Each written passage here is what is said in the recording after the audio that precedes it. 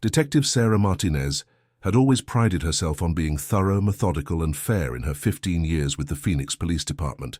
But on a sweltering August morning in Arizona, under pressure from her captain and facing a mountain of unsolved cases, she made a decision that would haunt her for months to come. The evidence seemed clear-cut. Officer David Kim, a rookie with the department for just 8 months, had been found in possession of stolen property during a routine locker inspection. The items, jewelry and electronics worth over $5,000, matched descriptions from recent burglary reports in his patrol district. When confronted, Kim had no explanation for how the items ended up in his locker, and his stammering responses under questioning only made him appear more guilty. "Kim, I've been doing this job for longer than you've been an adult," Detective Martinez said as she sat across from him in the sterile interrogation room. The fluorescent lights cast harsh shadows across Kim's face, highlighting the stress and confusion in his dark eyes. "The evidence is overwhelming. These stolen goods were found in your personal locker, secured with your combination lock." David Kim, 26 years old and fresh out of the police academy, looked like he'd aged years in the past hour. His uniform, usually pressed to perfection, was wrinkled from nervous fidgeting. "Detective Martinez, I swear on my mother's grave, I have never seen those items before. Someone planted them there. Who would want to frame you, Kim? You've been here 8 months. You barely know anyone well enough to make enemies." David's shoulders slumped in defeat. "I don't know. But I joined this department to serve and protect people, not to steal from them. This goes against everything I believe in." Detective Martinez studied his face, looking for the telltale signs of deception she had learned to recognize over the years. But what she saw instead was genuine confusion and hurt. Still, the evidence was damning, and her captain was breathing down her neck to close the case quickly. "Kim, here's what's going to happen. You're going to be terminated effective immediately.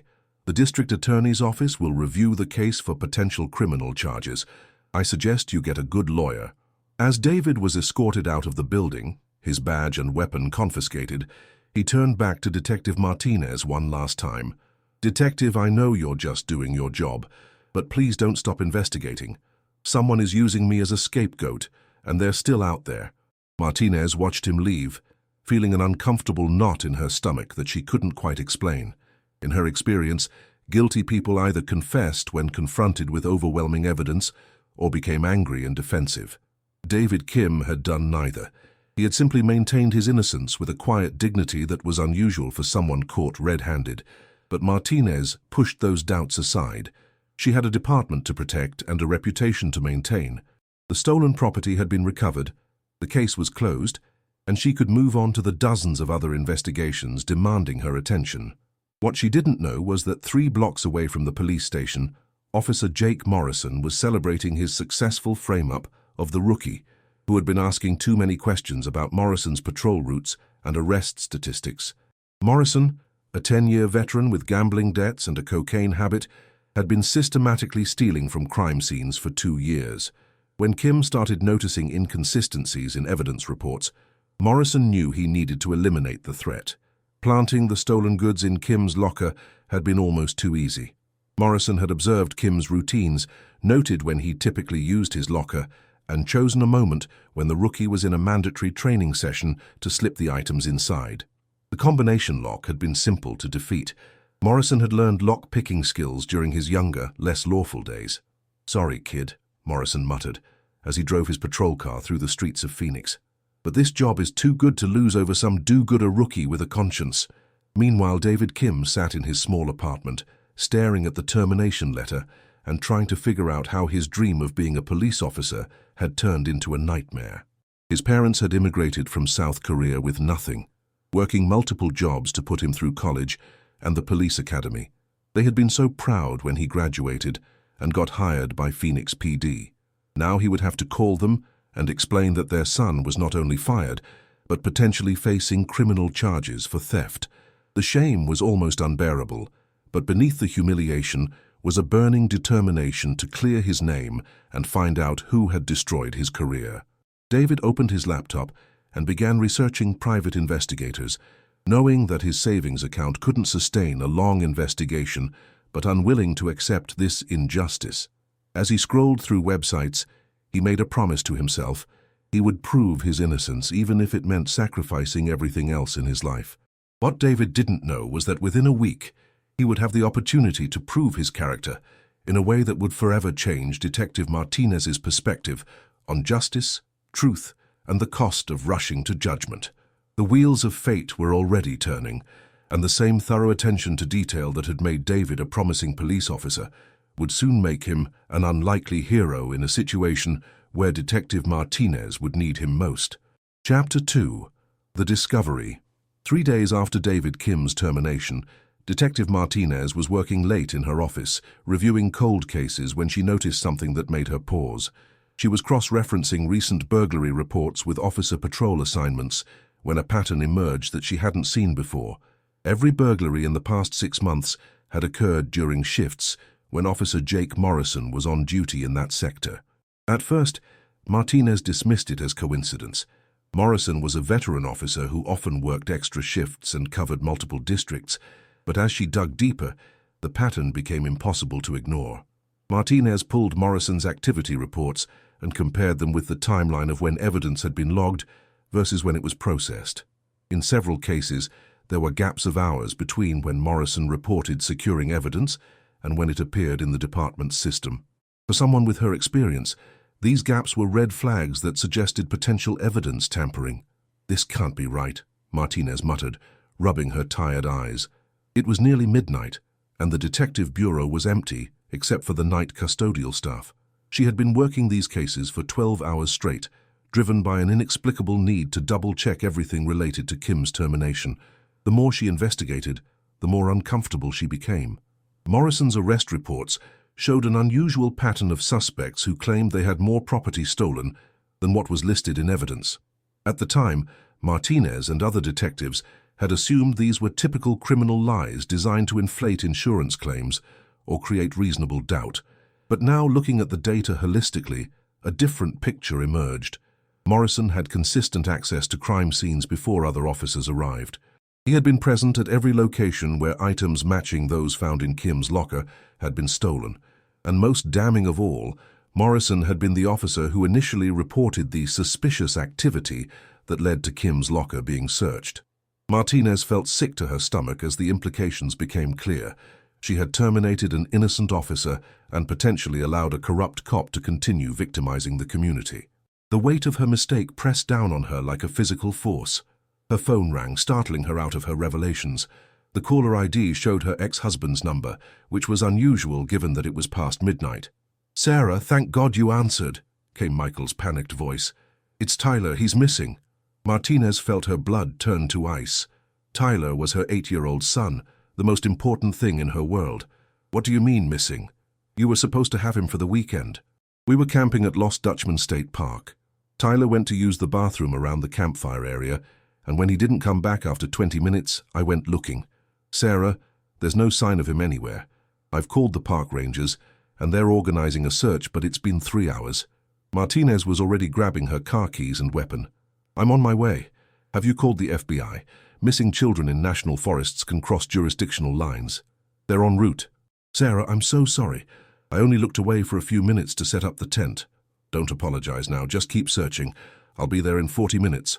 As Martinez raced through the empty Phoenix streets toward the Superstition Mountains, her mind alternated between paralyzing fear for her son and the crushing realization that she had destroyed an innocent man's career.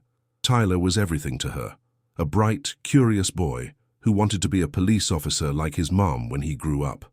The irony wasn't lost on her that while she was discovering her mistake about David Kim, her own child was in danger, and she was helpless to protect him. Lost Dutchman State Park at 2 a.m. was a maze of shadows and unfamiliar sounds.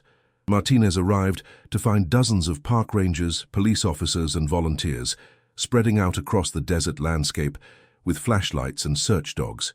The camping area had been transformed into a command center with vehicles, radios, and maps. "Detective Martinez," a park ranger approached her as she got out of her car. "I'm Ranger Thompson. We've been coordinating the search with your ex-husband. No sign of your son yet, but we've expanded the search grid and brought in additional resources." Martinez looked out at the vast darkness of the Sonoran Desert, knowing that an 8-year-old boy could easily become lost or injured in terrain that challenged experienced hikers. Rattlesnakes, scorpions, steep terrain, and dehydration were all deadly threats, especially for a child. "Any evidence of foul play?" Martinez asked, shifting into detective mode despite her emotional state. "No signs of struggle at the campsite. Your ex-husband's story checks out. He was setting up the tent, Tyler went to use the facilities, and when he didn't return, Michael went looking. The boy's footprints lead away from the bathroom toward the hiking trails." Martinez joined the search teams, using her flashlight to scan every bush, rock formation, and potential hiding spot. Hours passed with no sign of Tyler, and as dawn approached, she felt desperation clawing at her chest. That's when she heard shouting from the eastern search grid. "We found him. We need medical attention immediately." Martinez ran toward the voices, her heart pounding with fear and hope. She found Tyler at the bottom of a shallow ravine, conscious but with what appeared to be a broken leg and severe dehydration. But what shocked her most was the man who was kneeling beside her son, applying first aid with expert precision. It was David Kim. "Mom!" Tyler called weakly as Martinez slid down the ravine embankment. "This man found me and gave me water. He stayed with me all night." Martinez looked at David in amazement. "What are you doing here? How did you find him?" David continued monitoring Tyler's vital signs while answering. "I couldn't sleep, so I was hiking the desert trails. I heard a child crying around 3 a.m. and followed the sound. Tyler had fallen down here and couldn't climb out. I've been keeping him warm and hydrated, while waiting for the search teams to get close enough to hear us signal." As paramedics arrived and began treating Tyler, Martinez realized that the man she had wrongfully terminated had spent the night saving her son's life. The same attention to detail and sense of duty that had made him a good police officer had made him the right person to be in the right place at the right moment. "David," she said, as Tyler was being loaded onto a stretcher, "I owe you more than I can ever repay." David looked at her with tired but kind eyes. "Detective Martinez, I didn't do this expecting anything in return. I did it because it was the right thing to do."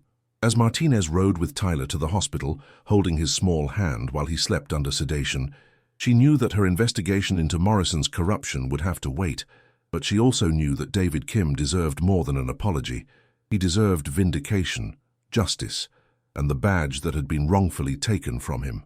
The sun was rising over the Superstition Mountains, and Detective Sarah Martinez was about to begin the most important investigation of her career, proving the innocence of the man who had saved her son's life. Chapter 3. The investigation begins. 5 days after Tyler's rescue, Detective Martinez sat in her hospital room chair, watching her son sleep peacefully with his leg elevated in a cast. The doctors had said he would make a full recovery, but the emotional impact of nearly losing him had fundamentally changed her perspective on what truly mattered in life. She had spent the past week alternating between bedside vigils and quietly investigating Officer Jake Morrison. What she had discovered made her stomach turn with disgust and shame. Morrison wasn't just stealing from crime scenes, he was systematically victimizing the same communities he had sworn to protect. "Mom, is the nice man coming to visit today?" Tyler asked as he woke up, his voice still weak but much stronger than it had been immediately after the rescue. "His name is Mr. Kim, sweetheart. And yes, he said he'd stop by this afternoon." Martinez smoothed Tyler's hair, thinking about how David had visited every day since the rescue, bringing books, games, and a quiet presence that seemed to comfort her son. "Mom, why did Mr. Kim get fired from being a police officer? He told me he used to be a cop like you." The innocent question hit Martinez like a physical blow. How could she explain to an 8-year-old that his mother had made a terrible mistake that had destroyed a good man's career? Sometimes adults make mistakes, Tyler, even when they're trying to do the right thing. Are you going to fix it? The simple faith in her son's voice strengthened Martinez's resolve. "Yes, baby, I'm going to fix it." That afternoon, David arrived at the hospital carrying a new puzzle and wearing civilian clothes that somehow made him look younger and less official. Martinez noticed the way Tyler's face lit up when David entered the room, and she realized that her son had found a hero in the man she had wrongfully accused. "How are you feeling today, buddy?" David asked, settling into the chair beside Tyler's bed. "Better. The doctor says I can go home tomorrow." "Mr. Kim, will you teach me how to tie knots like you showed me yesterday?" As David patiently worked with Tyler on various knot-tying techniques he'd learned in Boy Scouts, Martinez watched the gentle way he interacted with her son. This was not the behavior of a corrupt officer or a criminal. This was a man who understood service and protection in the deepest sense. "David," Martinez said when Tyler dozed off again, "can we talk outside for a few minutes?" They stepped into the hospital corridor, and Martinez struggled with how to begin the conversation that would change both their lives. "I've been investigating your case," she said finally. "I found evidence that suggests you were framed." David's expression didn't change immediately. When he spoke, his voice was carefully controlled. "What kind of evidence?" "Pattern analysis of burglaries in relation to Officer Morrison's patrol schedule, discrepancies in evidence logging, testimony from victims who reported more items stolen than what appeared in evidence reports." Martinez paused, watching David's face. "I think Morrison has been stealing from crime scenes for years, and when you started noticing irregularities, he decided to eliminate you as a threat." David was quiet for a long moment, processing the information. "Detective Martinez, why are you telling me this? You could have just quietly transferred Morrison or handled this internally." "Because you saved my son's life. Because I destroyed your career based on evidence I should have questioned more thoroughly. And because," Martinez struggled with the admission, "because I think you're exactly the kind of officer this department needs." "What happens now?" Martinez had been thinking about that question for days. "Now I need to build an airtight case against Morrison before he realizes he's under investigation. But David, I need you to know that this could take months, and there's no guarantee we can get your job back, even if we prove Morrison's guilt." "I don't care about the job anymore," David replied, surprising her. "I care about making sure Morrison doesn't hurt anyone else." "What do you mean you don't care about the job? Being a police officer was your dream." David looked through the hospital room window at Tyler sleeping peacefully. "It was my dream, but dreams change. These past few days, sitting with Tyler, talking to him about his interests and fears, I realized that there are other ways to serve and protect people. Such as, I've been accepted into a graduate program in social work. I start classes next month. I want to work with at-risk youth, maybe kids who've been through trauma like Tyler experienced in the desert." Martinez felt a strange mixture of admiration and loss. David Kim was moving forward with his life in a positive direction, despite the injustice he had suffered. "David, what you're planning to do is important work, but it doesn't change the fact that Morrison needs to be held accountable." "I agree, and I'll help you in any way I can." Over the next 3 weeks, Martinez and David worked together to build a comprehensive case against Morrison. David's attention to detail and fresh perspective proved invaluable as they analyzed evidence patterns and identified victims who might be willing to testify. The investigation was delicate and dangerous. Morrison was still an active officer with access to police resources, and if he discovered he was under scrutiny, he could destroy evidence or retaliate against witnesses. Martinez used her access to department databases to track Morrison's activities, while being careful not to trigger any alerts that might warn him. David, working as an unofficial consultant, helped analyze the patterns and identify potential evidence. "Look at this," David said during one of their evening meetings at a coffee shop near the hospital. He spread out a timeline he had created showing Morrison's arrests versus the reported value of stolen property. In every case where Morrison was the first officer on scene, victims reported higher value losses than what appeared in evidence. Martinez studied the timeline, feeling sick about how obvious the pattern was once someone looked for it. "How did I miss this during the original investigation?" "Because you weren't looking for it then. You had what appeared to be clear evidence of my guilt, and it seemed like a straightforward case of a rookie officer going bad. David, I want you to know how sorry I am, not just for the wrongful termination, but for not trusting my instincts when something felt off about the case." David looked up from the papers. "Detective Martinez, can I ask you something?" "Of course. Do you remember what you felt when you first questioned me about the stolen property?" Martinez thought back to that day in the interrogation room. "I remember thinking that your reactions didn't match what I typically saw from guilty suspects. You seemed genuinely confused rather than defensive or angry. Then you did trust your instincts. You just chose to trust the evidence more. That's not necessarily wrong. It's what you were trained to do." Martinez realized that David was trying to absolve her of guilt, even though he was the one who had suffered the consequences of her mistake. "You're being too generous." "I'm being realistic. If our positions had been reversed, if I had been the detective and you had been the accused officer, I probably would have made the same decision based on the same evidence. That night, Martinez went home to her apartment where Tyler was recovering, grateful for David's forgiveness but determined to earn it through action.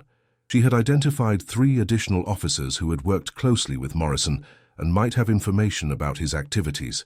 But what she didn't know was that Morrison had already noticed her unusual interest in his cases.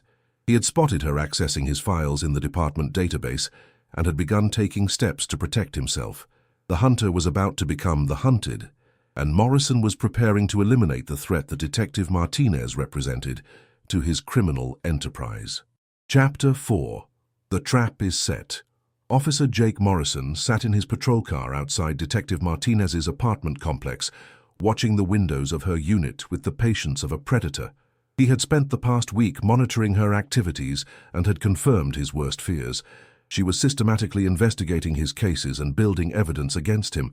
The irony wasn't lost on Morrison that the same detective who had helped eliminate David Kim as a threat was now becoming an even bigger problem. But Martinez was experienced, well-connected, and had access to resources that made her far more dangerous than a rookie officer who asked too many questions. Morrison's phone buzzed with a text from his bookie. Payment due tomorrow. No more extensions. The gambling debts that had driven him to corruption in the first place had only grown larger over the years. The $50,000 he owed to some very unforgiving people in Las Vegas couldn't be paid with his police salary, which meant he needed to continue his theft operation and eliminate anyone who threatened it. Inside the apartment, Martinez was helping Tyler with his homework when her phone rang with a call from the department. Martinez, it's Captain Rodriguez. I need you to come in tonight. We have a situation developing that requires your expertise. Martinez looked at Tyler, who was still recovering from his ordeal. Captain, I'm still on family leave. Can someone else handle it? This is related to some cases you've been working on recently. Specifically, some questions have been raised about evidence handling in several burglary investigations.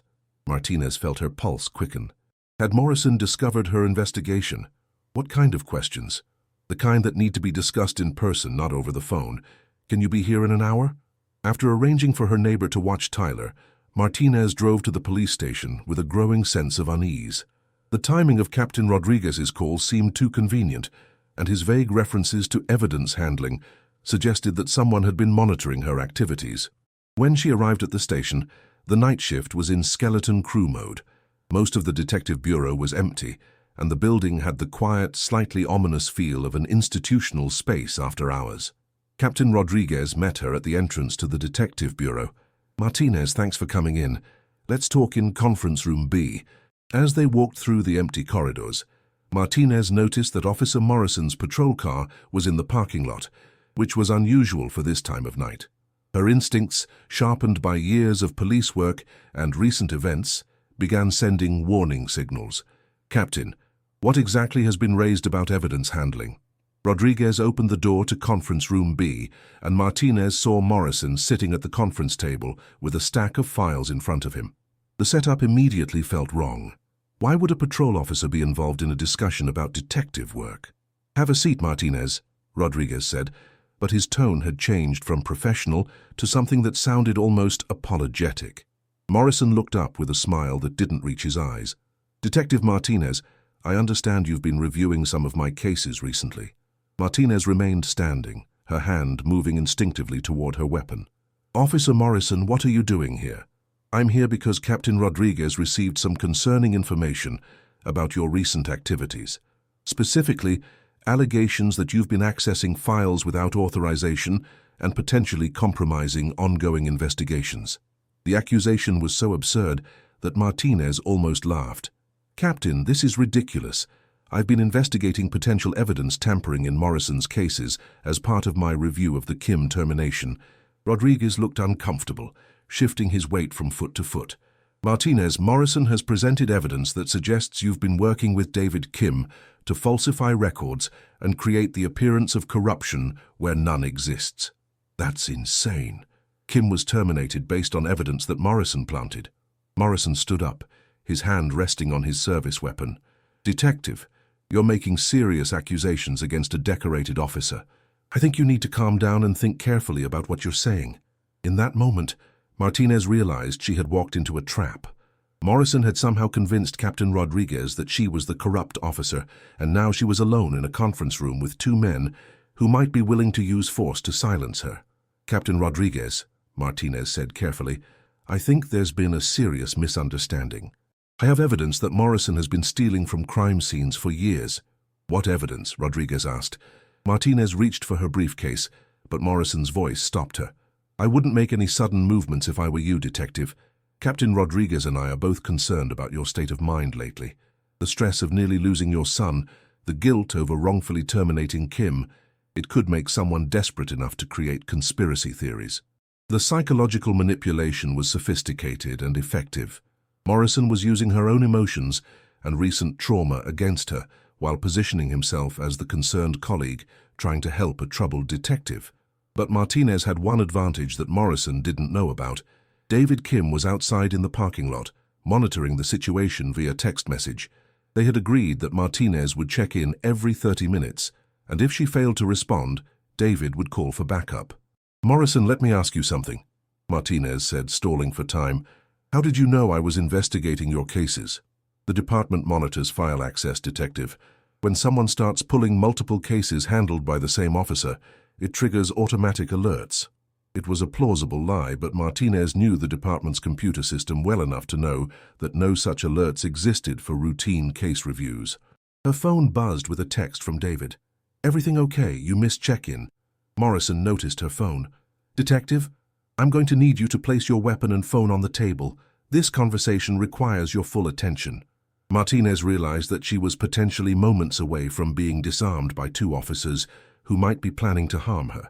But she also knew that David would call for backup if she didn't respond soon.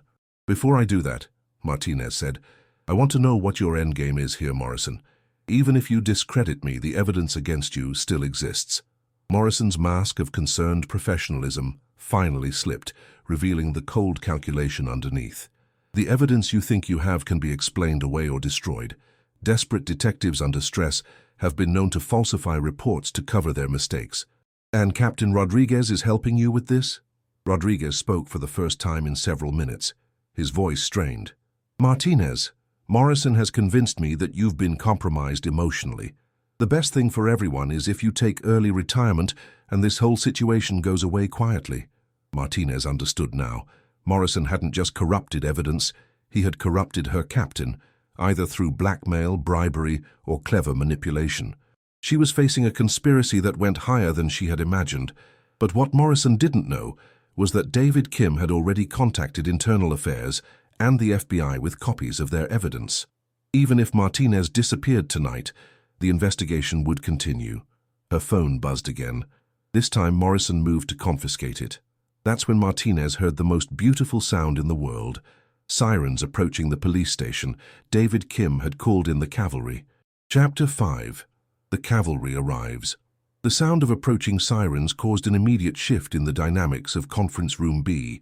Morrison's hand moved instinctively toward his weapon, while Captain Rodriguez stepped back from the table, his face pale with the realization that the situation was spiraling beyond his control. "What did you do, Martinez?" Morrison demanded, his professional mask completely abandoned now. "I did what good cops do, Morrison. I made sure someone had my back." The sirens grew louder, and Martinez could see the reflection of emergency lights beginning to flash through the conference room windows. Within moments, the sounds of multiple vehicles and running footsteps echoed through the police station. David Kim was the first person through the conference room door, followed by FBI agent Lisa Chen and Internal Affairs Sergeant Michael Torres. Behind them came 4 additional officers, including Detective Rodriguez's supervisor, Lieutenant Patricia Walsh. "Detective Martinez, are you injured?" Agent Chen asked, her weapon drawn but lowered. "I'm fine, but I think you'll find that Officers Morrison and Captain Rodriguez have some explaining to do." Morrison tried one last desperate bluff. "Agent Chen, Detective Martinez has been compromised emotionally and has been working with a terminated officer to falsify evidence against me." Agent Chen looked at Morrison with the expression of someone who had already heard that story and found it lacking. "Officer Morrison, we've spent the past 4 hours reviewing the evidence that Mr. Kim and Detective Martinez compiled. We've also been monitoring your communications and financial records." "You can't do that without a warrant." "We have warrants," Sergeant Torres said, producing a stack of legal documents. "For your bank records, your communications, your locker, your vehicle, and your residence. Officer Morrison, you're under arrest for theft, evidence tampering, conspiracy, and corruption under color of authority."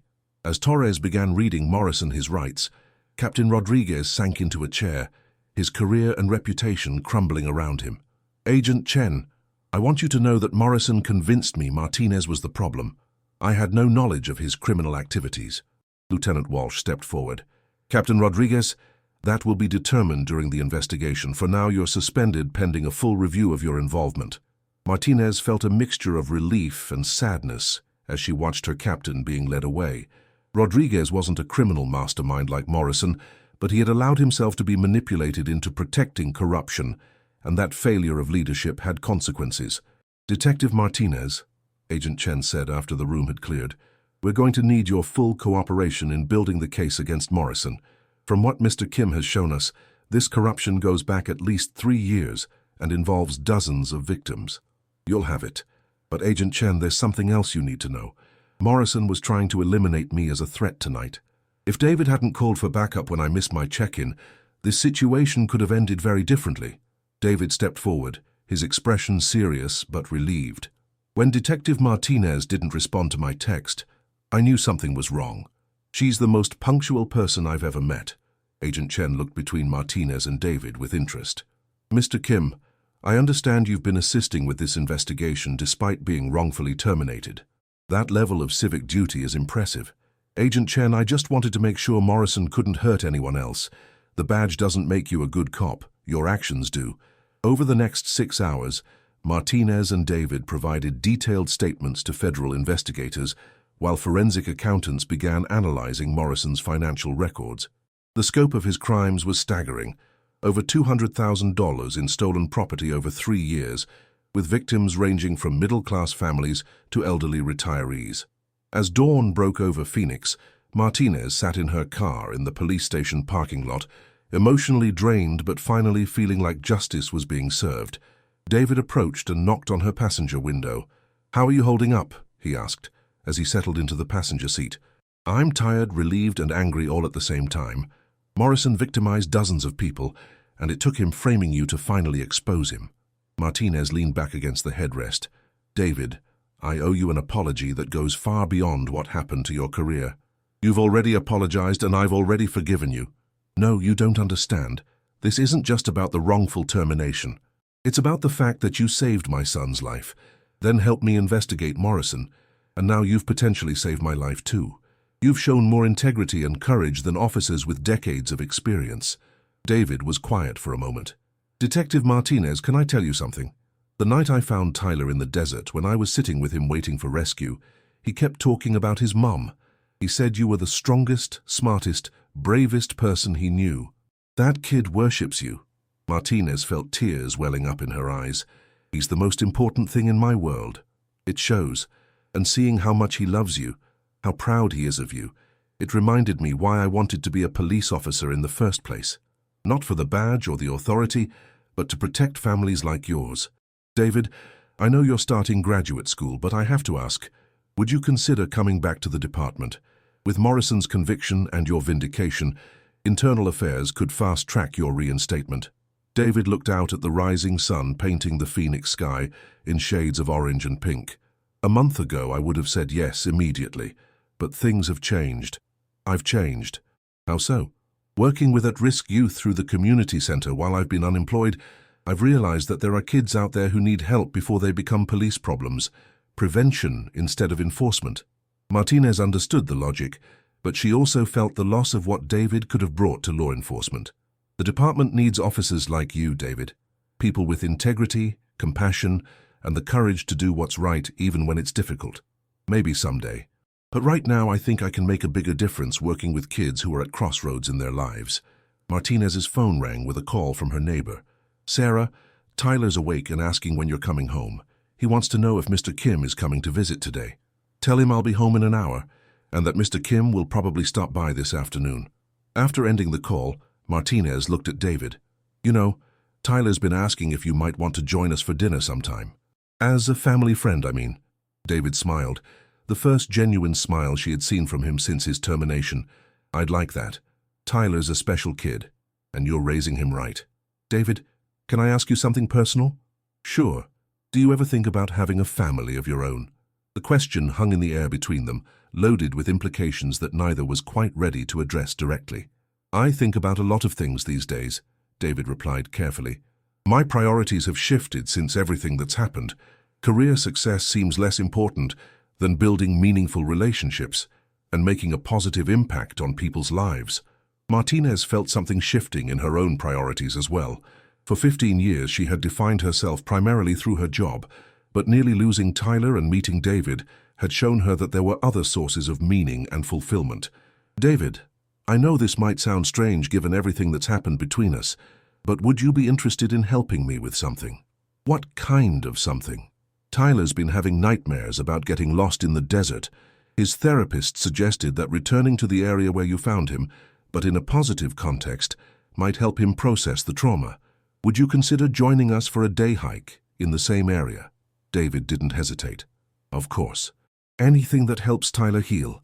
As they sat in the parking lot watching the city wake up, both Martinez and David realized that their lives had become intertwined in ways that went far beyond the circumstances that had brought them together.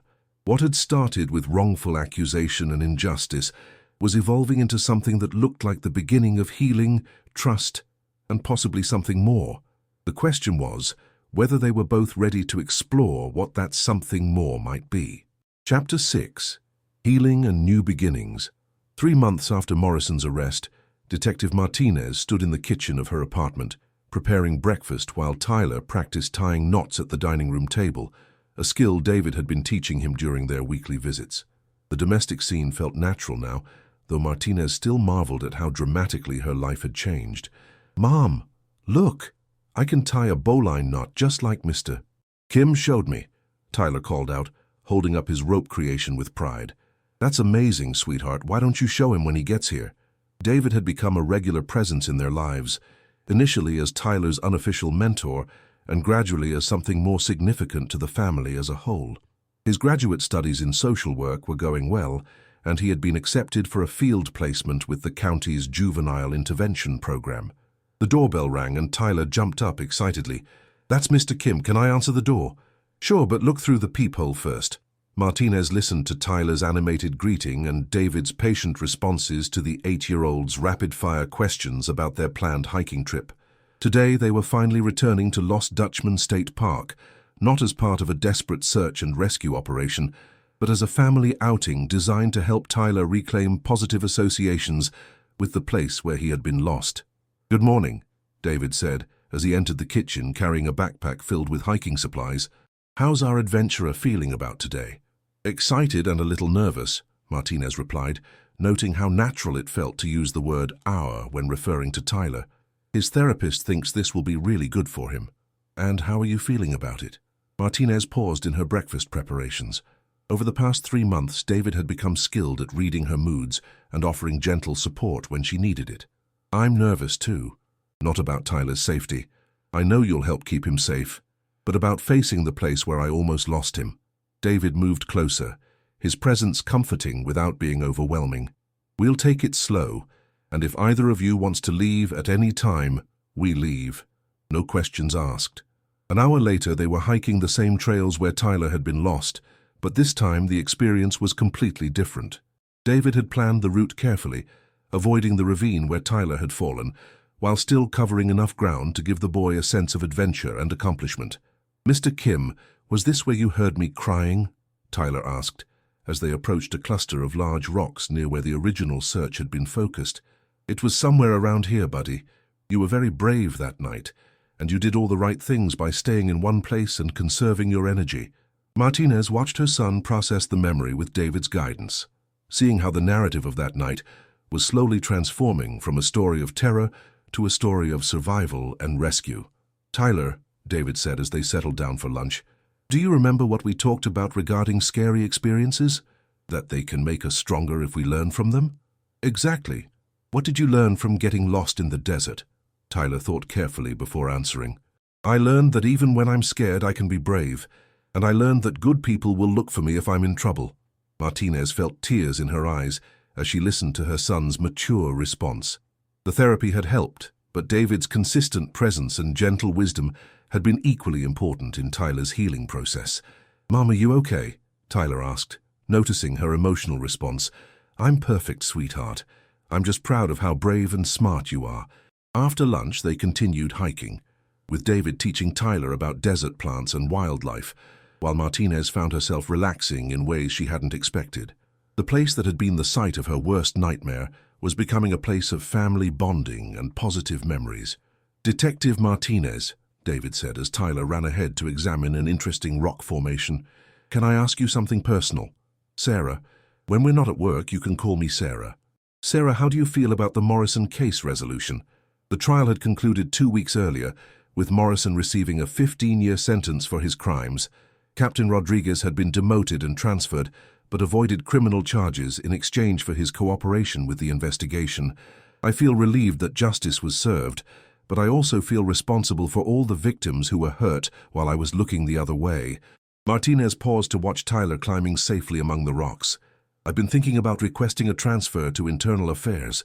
Maybe I can prevent other situations like this." "That would be good work, but would you miss detective duties?" "Probably. But I've learned that preventing corruption is more important than solving crimes after they happen." David nodded thoughtfully. "I've been thinking about career changes too." "Really? I thought your social work program was going well." "It is, but I've been offered an opportunity that I'm not sure how to evaluate." Martinez felt a sudden anxiety about David potentially moving away or changing his relationship with Tyler. "What kind of opportunity?" "The FBI contacted me about a position with their community outreach division. They want someone with police training who can work with at-risk youth and build bridges between law enforcement and communities." "David, that sounds like an amazing opportunity. It combines everything you're passionate about. It would require moving to Washington, D.C. The words hung in the air between them like a physical weight. Martinez realized that she had been unconsciously assuming that David would remain part of their lives indefinitely, and the prospect of him leaving felt like another loss she wasn't prepared to face. "When would you have to decide?" "They want an answer by the end of the month." Tyler ran back to them, breaking the tension of the moment. "Mr. Kim, Mom, come look at this cool lizard I found."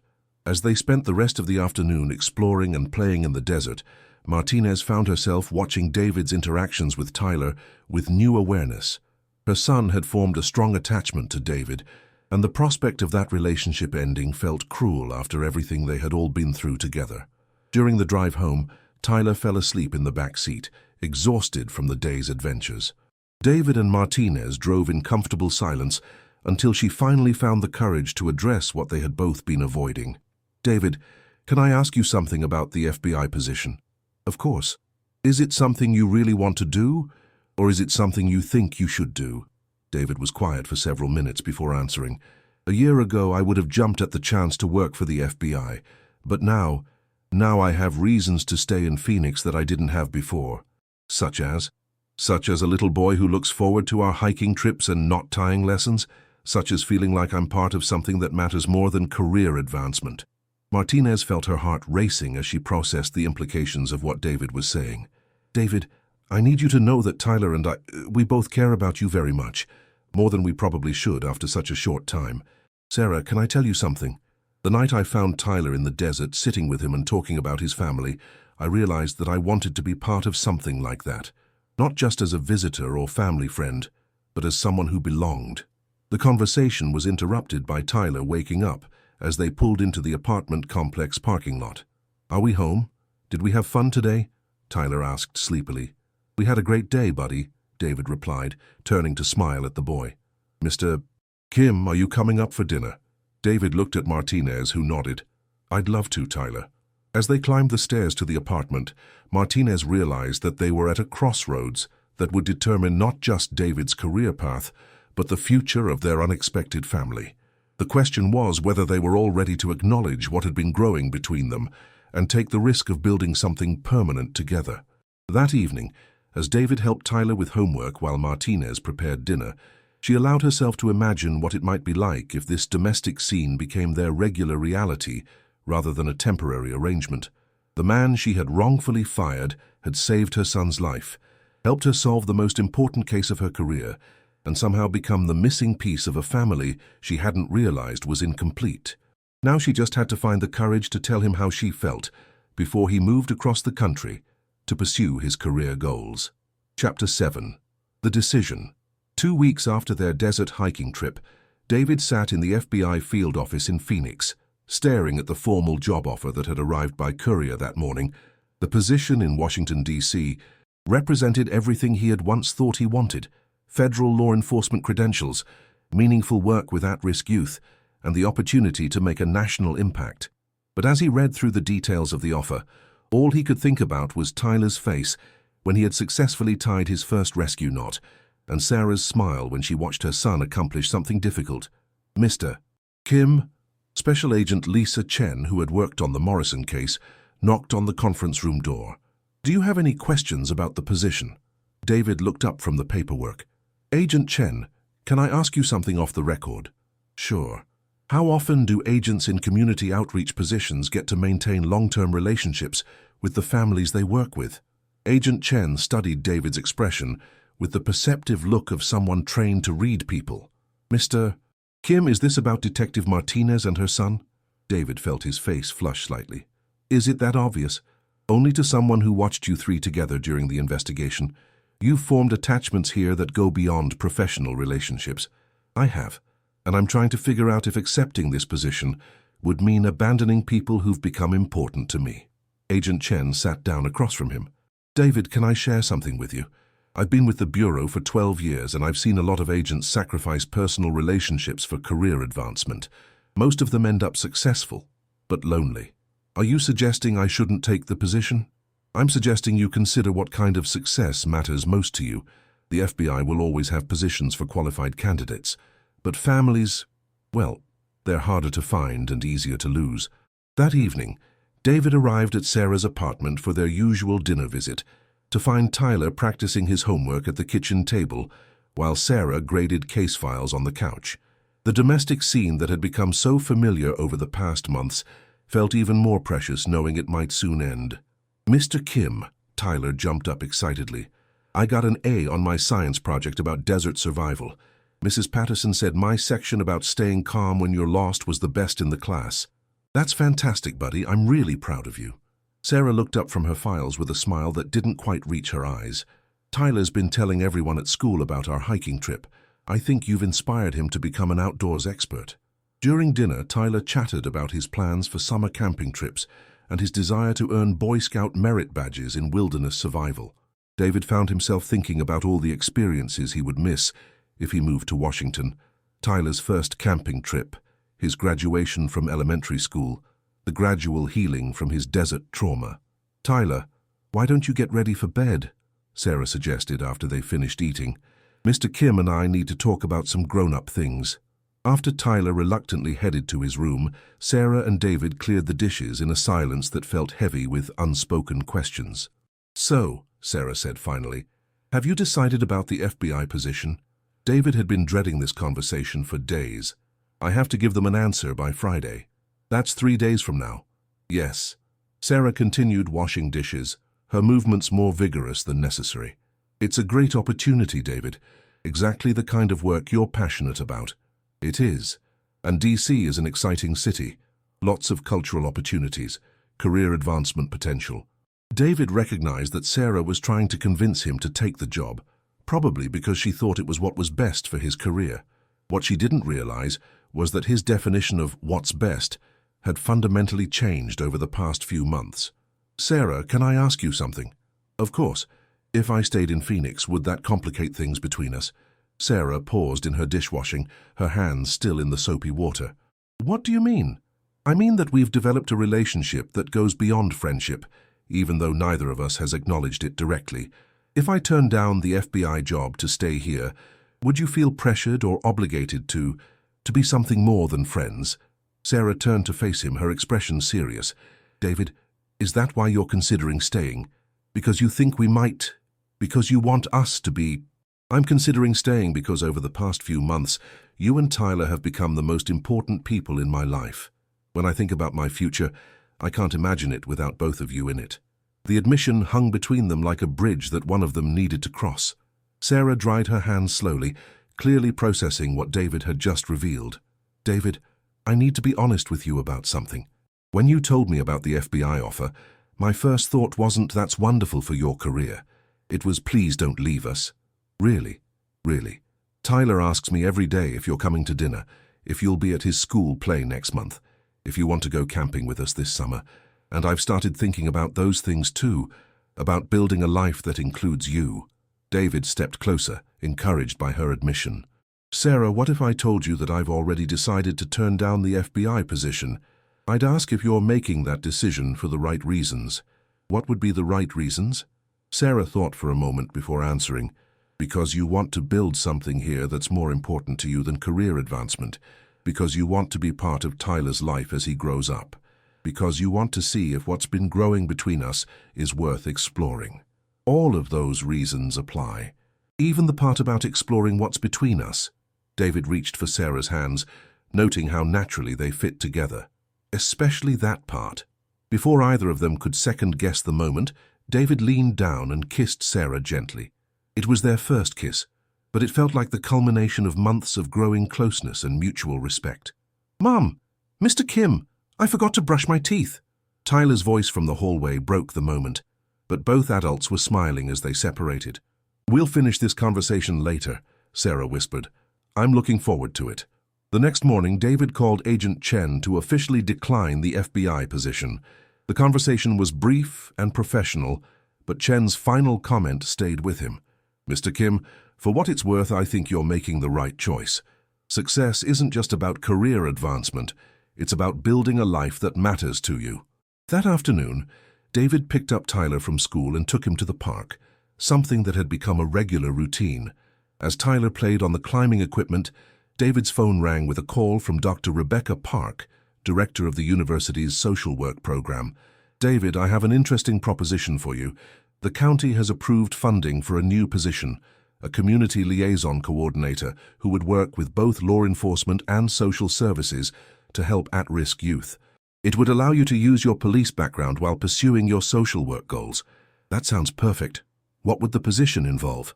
"Essentially, you'd be doing the same kind of work the FBI offered, but locally, building bridges between police and communities, working with at-risk youth, and developing prevention programs. The salary isn't as high as the federal position, but the impact could be just as significant." David felt a surge of excitement as he realized that he could have meaningful work without sacrificing the relationships that had become most important to him. "Dr. Park, I'm very interested. When would I need to start?" "Next month, if you're available." "David, I have to say, after reviewing your background and seeing your work with our program, you're exactly what this position needs." As David ended the call, Tyler ran over from the playground equipment. "Mr. Kim, you look happy. Did something good happen?" "Something very good happened, buddy. It looks like I'm going to be staying in Phoenix for a long time." Tyler's face lit up with joy. "Really? You're not moving away?" "Really. In fact, I just got offered a job here that I think I'm going to love." "Does Mom know?" "Not yet. Why don't we go tell her together?" As they drove toward Sarah's apartment, David reflected on how dramatically his life had changed since that terrible day when he was fired from the police department. What had seemed like the worst thing that could happen had actually been the beginning of something far better than anything he had originally planned. Sometimes the best decisions weren't about advancing your career. They were about choosing the people who made your life meaningful. Chapter 8. Building a Future. 6 months later, David stood at the altar of a small chapel in Phoenix, watching Sarah walk down the aisle in a simple but elegant white dress. Tyler, serving as ring-bearer, grinned widely as he carefully carried the rings toward the front of the church. The ceremony was small and intimate, attended by close friends, colleagues, and the family members who had supported them through their unconventional courtship. "You look beautiful," David whispered as Sarah reached his side. "You clean up pretty well yourself," she replied, straightening his tie with a gesture that had become familiar and comforting over the months of their engagement. The ceremony was officiated by Chaplain Morrison from the police department, a kind man who had counseled both Sarah and David through the complex emotions of building a relationship that had emerged from professional conflict and personal crisis. "Dearly beloved," Chaplain Morrison began, We are gathered here today to witness the marriage of Sarah Martinez and David Kim, two people who have learned that love can emerge from the most unexpected circumstances and that families can be formed through choice as much as through blood. In the front row, Tyler sat between Sarah's parents and David's mother, all of whom had embraced the blended family with enthusiasm and support. Tyler had been part of the wedding planning from the beginning, helping choose flowers, cake flavors, and music with the seriousness of someone who understood that this ceremony would formalize the family structure he had been hoping for. Sarah and David, the chaplain continued, you have both experienced loss, injustice, and unexpected challenges, but you have also learned that healing comes through service to others, that forgiveness can create stronger bonds than initial perfection, and that the best families are built on mutual respect, shared values, and unconditional love. As they exchanged vows, David thought about the journey that had brought them to this moment. The wrongful termination that had seemed like the end of his dreams had actually been the beginning of a life better than anything he had originally planned. I, David, take you, Sarah, to be my wife and my partner in building a family based on love, justice, and service to our community. I promise to love and support Tyler as if he were my own son, and to work every day to be worthy of the trust you have both placed in me. Sarah's vows reflected her own transformation from a detective focused solely on her career to a woman who had learned to balance professional success with personal happiness. I, Sarah, take you, David, to be my husband and Tyler's stepfather. I promise to support your dreams while building our own, to trust in your integrity even when circumstances seem confusing, and to remember that the strongest relationships are built on forgiveness, growth, and shared commitment to protecting what matters most. The ring exchange was interrupted by Tyler's whispered question to his grandmother. Are they married yet? Can I call him Dad now? The laughter from the wedding guests reflected the joy that had become characteristic of their unconventional family story. After the ceremony, the small reception was held at the same community center where David now worked as the county's community liaison coordinator. The symbolism wasn't lost on anyone present. The place where David helped at-risk youth find better paths had become the site of his own celebration of finding his path. Ladies and gentlemen, Tyler announced during the toasts, having insisted on speaking despite his young age, I want to thank Mr. Kim, Dad, for saving me in the desert and for making my mom happy. And I want to thank my mom for being brave enough to fix her mistake and for teaching me that good people sometimes make bad decisions, but they always try to make them right. The sophistication of Tyler's words brought tears to many eyes, reflecting the maturity that had emerged from his experiences and the stability he had found in his new family structure. David's speech focused on the unexpected nature of grace and second chances. A year ago, I thought my life was ruined by a false accusation and the loss of my dream job. What I didn't realize was that sometimes you have to lose what you think you want in order to find what you actually need. He looked at Sarah and Tyler. I needed a family that was built on choice rather than obligation, on forgiveness rather than perfection, and on shared values rather than shared genetics. Sarah's speech addressed the professional growth that had emerged from personal healing. As a detective, I was trained to look for evidence and follow facts to their logical conclusions. But David and Tyler taught me that the most important truths aren't always visible in the evidence. Sometimes you have to trust your heart, take risks on people's potential rather than their past, and remember that justice isn't just about punishment, it's about restoration and healing. As the evening wound down, the new family drove home to the house they had purchased together, a modest 3-bedroom home in a safe neighborhood with a large backyard where Tyler could practice his outdoor skills and David could continue his woodworking hobby. Dad, Tyler said as David tucked him into bed in his new room, thank you for not moving to Washington. Thank you for helping me realize that home isn't a place, it's the people who matter most to you. Will you teach me more knots tomorrow? I want to learn the ones that mountain climbers use. We'll work on whatever knots you want to learn, buddy. Later that evening, Sarah and David sat on their back porch, watching the Phoenix sunset and reflecting on the remarkable series of events that had brought them together. Any regrets? Sarah asked, settling into David's arms. About turning down the FBI job? About marrying a detective who once fired me? About becoming an instant stepfather? David smiled. Not a single one. What about you? About investigating Morrison? About admitting I was wrong? About falling in love with the man I wrongfully accused? Sarah kissed his cheek. Best decisions I ever made. Their conversation was interrupted by Tyler calling from his bedroom window. Mom, Dad, look how bright the stars are tonight. As they looked up at the clear Arizona sky, both Sarah and David realized that their story had come full circle in the most beautiful way possible. What had started with injustice and accusation had evolved into love and family.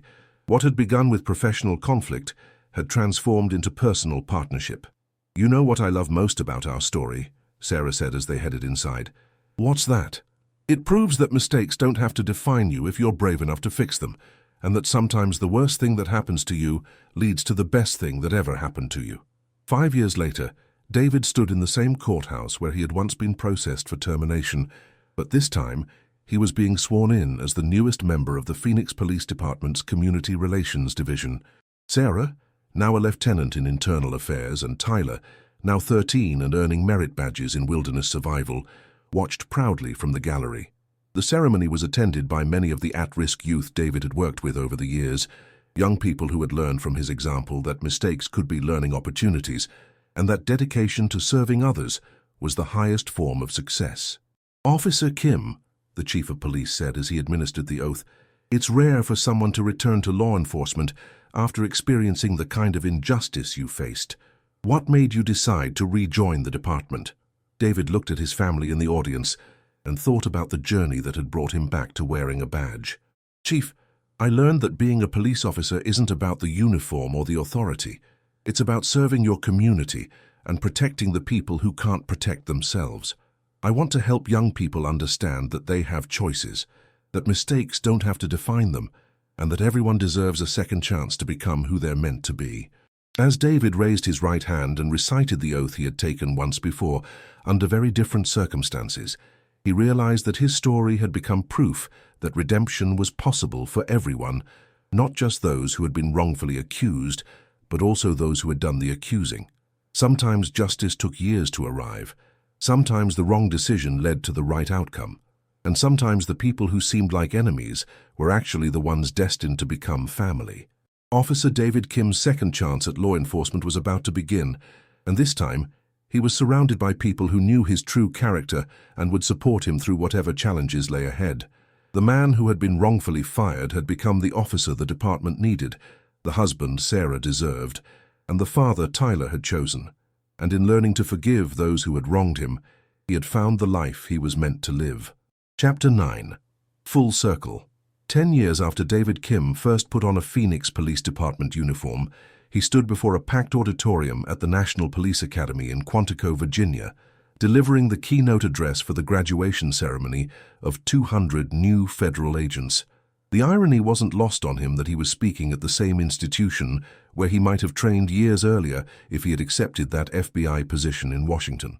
Ladies and gentlemen, future agents of the Federal Bureau of Investigation, David began, looking out at the sea of eager faces that reminded him of his own excitement when he first entered law enforcement. I want to tell you a story about failure, redemption, and the unexpected paths that can lead to the most meaningful success. In the audience, Sarah sat with Tyler, now 18 and preparing to enter the police academy himself after graduating high school with honors.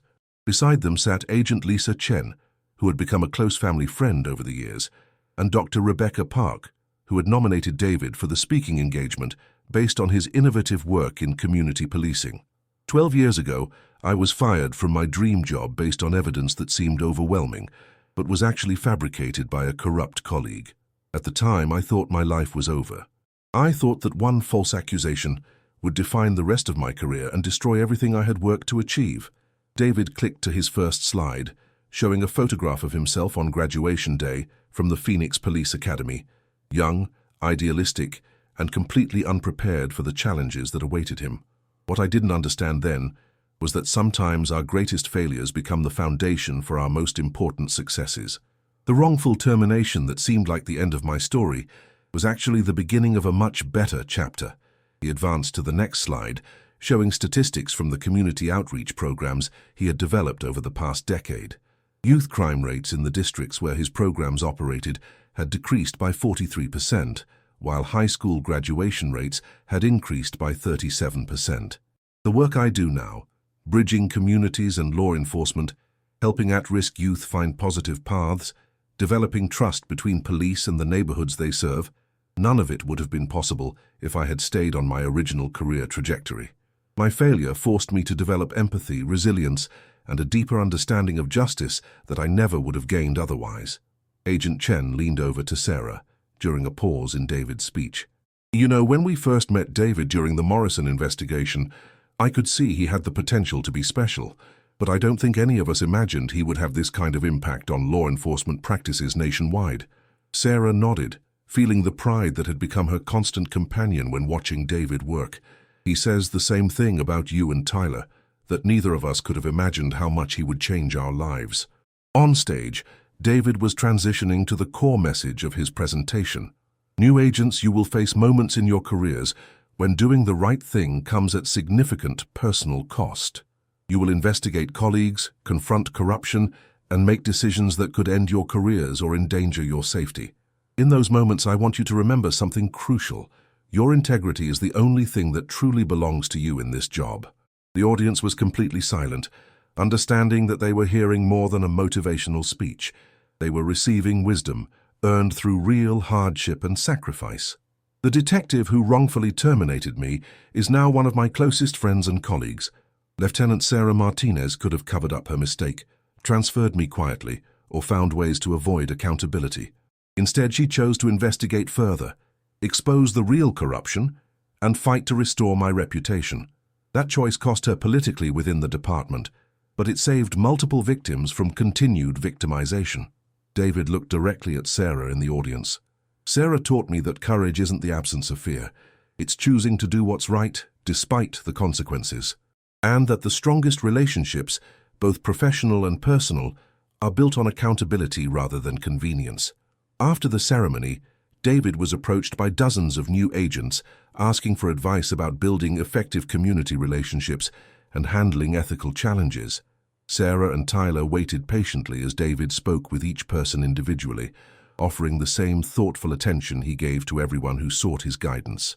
"Dad," Tyler said as they finally left the academy, "I've been thinking about what you said in your speech about failure leading to success. What about it? I know you and Mom met because of the wrongful termination, but do you ever wonder what would have happened if Morrison hadn't framed you? Would you have been happy with just being a regular patrol officer?" David considered the question as they walked toward their rental car. "Tyler, I think about that sometimes. I probably would have been content with regular police work, but I wouldn't have developed the same passion for community outreach or the same understanding of how the system can fail good people." "So, you're glad Morrison framed you?" Sarah laughed at Tyler's direct question. "Tyler, I don't think your dad is glad about being falsely accused, but he's grateful for where that experience led him." "Exactly," David agreed. "I wouldn't choose to go through that injustice again, but I'm grateful for the person it helped me become and the family it brought me." That evening, as they had dinner at a restaurant near their hotel, Tyler brought up a topic that had been weighing on his mind for months. "Mom, Dad, I need to tell you something about my decision to join the police academy." Sarah felt a familiar anxiety whenever Tyler discussed his career plans. Despite her own successful law enforcement career, she worried about the dangers and challenges her son would face in the profession. "What's on your mind, son?" David asked. "I've been accepted to Arizona State University with a full scholarship for criminal justice, but I've also been thinking about Dad's path, starting with community work before joining law enforcement." "What are you considering?" Sarah asked. "I want to spend 2 years working with Dad's youth programs before I go to the academy. I want to understand the community side of policing before I learn the enforcement side." David and Sarah exchanged glances, both understanding the wisdom in Tyler's approach, but also recognizing the financial sacrifice it would represent. "Tyler," David said carefully, "working in community programs doesn't pay nearly as much as law enforcement. You'd be giving up income and delaying your career for experience that might not directly help with police work. Dad, you've taught me that the most important experiences can't be measured in salary or career advancement. I want to understand the people I'll be serving before I have the authority to arrest them." Sarah felt tears in her eyes as she listened to her son articulate values that reflected both his stepfather's wisdom and his own developing character. "Tyler, If that's what you want to do, your dad and I will support you completely. But I want you to understand that it's a difficult path that requires patience and sacrifice. Mom, you and Dad have shown me that the most meaningful work is often the most challenging. I'd rather start my career serving people than controlling them." Later that evening, as they walked through downtown Quantico, David reflected on how Tyler's decision represented a full-circle moment in their family's story. "Sarah, do you realize what Tyler just told us? That he wants to follow your example instead of mine. Know that he wants to combine the best parts of both our approaches. He wants the community understanding that comes from service work and the legal authority that comes from law enforcement training." Sarah considered this perspective. "You're right. He's creating his own path that incorporates what he's learned from both of us. And he's doing it at 18 with more wisdom than I had at 26. As they returned to their hotel, Sarah brought up a topic they had been discussing privately for months. "David, Tyler's decision makes me think about our own next steps. We've been talking about starting that non-profit organization for wrongfully convicted officers. With Tyler choosing his own path and your reputation in law enforcement, maybe it's time to take that leap. Are you sure you're ready to leave the department? You're in line for another promotion, and your work in internal affairs has been groundbreaking." Sarah stopped walking and turned to face David. 12 years ago, I made the worst mistake of my career by wrongfully terminating you. I've spent the last decade trying to prevent other officers from experiencing that injustice. But I think we could have a bigger impact working independently. What would the organization do specifically? Legal support for wrongfully accused officers, investigation services for questionable terminations, and policy advocacy to prevent the kind of corruption that enabled Morrison's crimes. David felt excitement building as he considered the possibilities. "We could help officers like I was, but we could also help departments identify and address corruption before it destroys innocent careers." Exactly. And Tyler's decision to start with community work before law enforcement shows us that there's an appetite for new approaches to police training and development.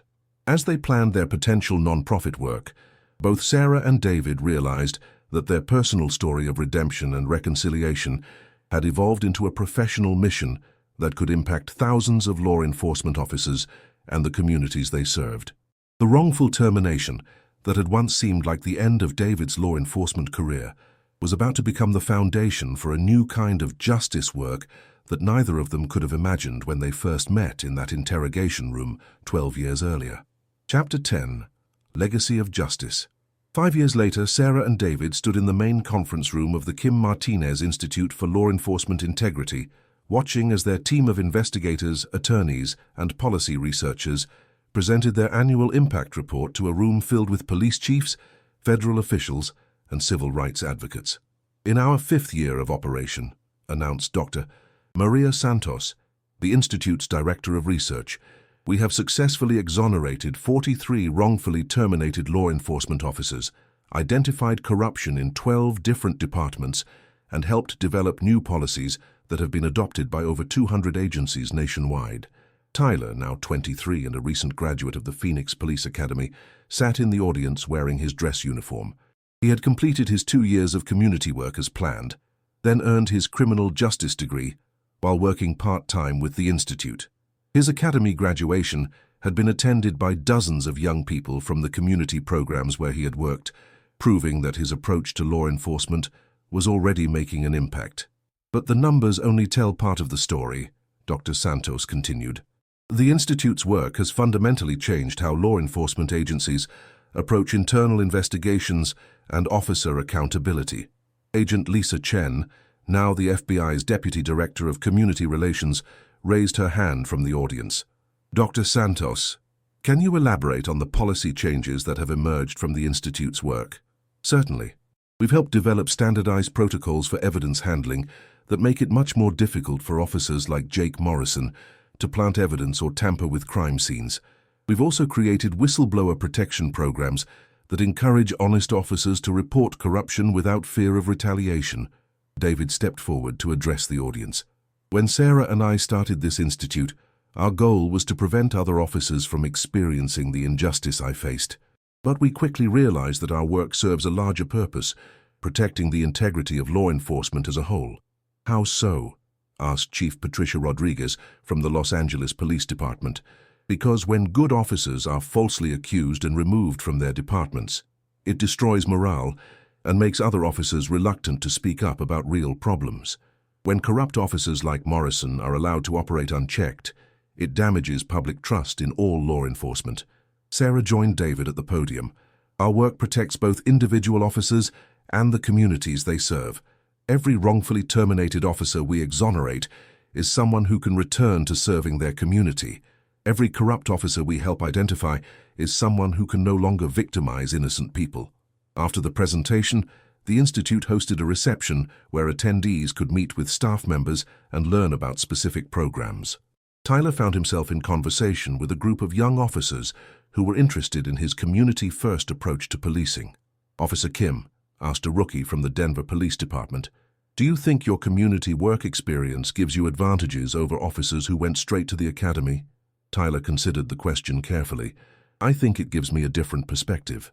When I respond to calls in neighborhoods where I used to work with kids, I'm not just seeing potential criminals. I'm seeing people I know have potential for positive change. Can you give us an example?"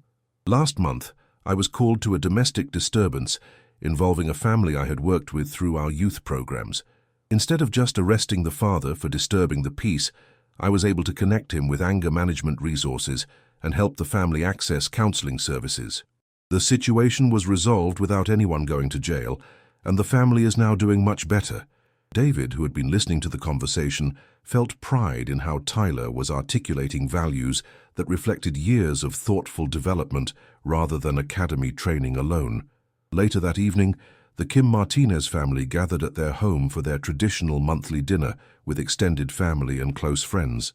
The guest list had grown over the years to include many of the people whose lives had been touched by their work: exonerated officers, community leaders, and young people from Tyler's programs. "I want to propose a toast," said former officer Rebecca Chen, no relation to Agent Chen, who had been wrongfully terminated 3 years earlier and was now working as a detective in Tucson thanks to the Institute's advocacy. To Sarah and David, who turned their personal experience with injustice into a force for systemic change. "And to Tyler," added Maria Rodriguez, a young woman who had been in Tyler's first community program and was now studying to become a social worker, "for showing us that police officers can be community leaders before they become law enforcement officers." As the evening continued, Sarah found herself reflecting on the journey that had brought them to this point. The Institute now employed 32 people, had offices in 6 states, and was consulted regularly by federal agencies developing law enforcement policy. "David," she said, as they cleaned up after their guests had left, "do you ever think about what our lives would have been like if Morrison hadn't framed you?" "Sometimes. But then I remember all the officers we've helped, all the departments that have improved their practices because of our work, and all the communities that are safer because corrupt officers have been removed. And I think about Tyler's approach to policing, which combines the best of community service and law enforcement. That synthesis never would have happened if we hadn't experienced both sides of the justice system." Tyler, who was loading the dishwasher, overheard their conversation. "Mom, Dad, can I tell you something that might sound strange?" "Of course," they both replied. "I'm grateful that Morrison framed Dad." Sarah and David looked at each other in surprise. "Tyler, that's a terrible thing to say," Sarah protested. "No, hear me out. If Morrison hadn't framed Dad, you two never would have met. I wouldn't have Dad as my stepfather. The Institute wouldn't exist. 43 innocent officers would still be wrongfully terminated. Dozens of corrupt officers would still be victimizing communities." Tyler paused in his dish loading to face his parents. "Morrison's crime created a ripple effect that has prevented thousands of other crimes and injustices. Obviously, I wish Dad hadn't had to go through that pain, but I'm grateful for everything good that came from it." David was quiet for a moment, processing Tyler's perspective. "Tyler, that's a remarkably mature way to think about trauma and injustice.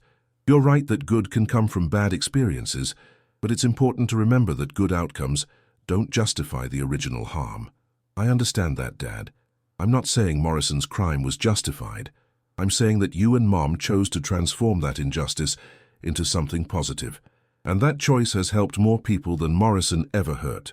Sarah felt tears in her eyes as she listened to her son articulate the philosophy that had guided their family and their work for over a decade. "Tyler, what you're describing is the difference between being a victim and being a survivor. Victims are defined by what happened to them. Survivors are defined by how they choose to respond to what happened to them. 6 months later, David stood once again at a podium, but this time he was addressing the United Nations Committee on Crime Prevention and Criminal Justice in Vienna, Austria. The Kim Martinez Institute had been invited to present their model for law enforcement accountability as a potential framework for international adoption. "Honorable delegates," David began, "12 years ago, I was a corrupt officer's scapegoat. Today I stand before you representing an organization that has helped create systemic changes in law enforcement accountability across the United States."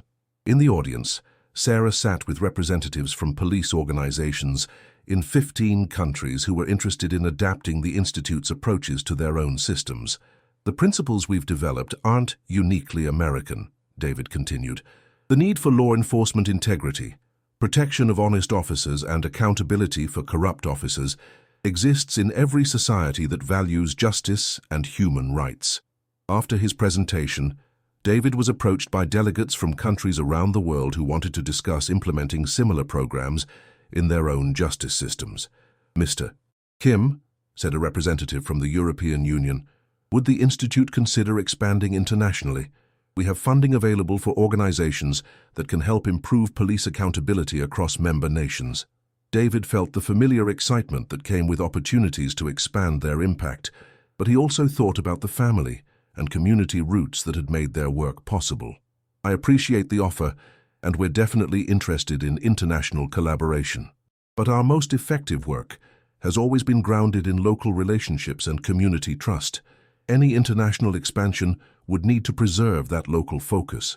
That evening, as David video-called Sarah and Tyler from his Vienna hotel room, he shared the day's developments and the potential for global expansion of their work. "Dad, that's incredible," Tyler said, his face excited on the laptop screen. "Imagine if officers around the world had access to the same protections and accountability measures you've developed." "It is exciting," David agreed, "but it's also overwhelming. When we started the Institute, our goal was to help a few dozen officers in Arizona. Now we're talking about potentially impacting law enforcement in dozens of countries." Sarah, who was visible on the video call from their kitchen where she was preparing dinner, offered her perspective. "David, remember what you told those FBI graduates about integrity being the only thing that truly belongs to you. Maybe our obligation is to share what we've learned as widely as possible, even if it means stepping outside our comfort zone." As the call ended, David looked out at the Vienna skyline and reflected on the remarkable journey that had brought him from a wrongfully terminated rookie officer to an international advocate for law enforcement reform. The false accusation that had once seemed like the end of his story had become the beginning of a mission that was now reaching around the world, and the detective who had made the mistake that started everything had become his partner in creating solutions that would prevent similar mistakes for generations to come. Sometimes justice took more than a decade to fully unfold. Sometimes the worst injustice led to the greatest good. And sometimes the people who seemed like enemies were actually destined to become the most important allies in the fight for a better world. Officer David Kim's story of wrongful termination had become a global model for law enforcement accountability. Detective Sarah Martinez's story of admitting mistakes had become an international standard for investigative integrity. And Tyler Kim's story of community-first policing was inspiring a new generation of officers around the world. The man who had been fired had become the teacher. The woman who had made the mistake had become the reformer. And the boy who had been saved in the desert had become the bridge between law enforcement and the communities they served. Their family's story of redemption, forgiveness, and service had become proof that the worst moments in life could be transformed into the greatest gifts to the world if people were brave enough to choose healing over hatred, growth over grievance, and service over self-pity.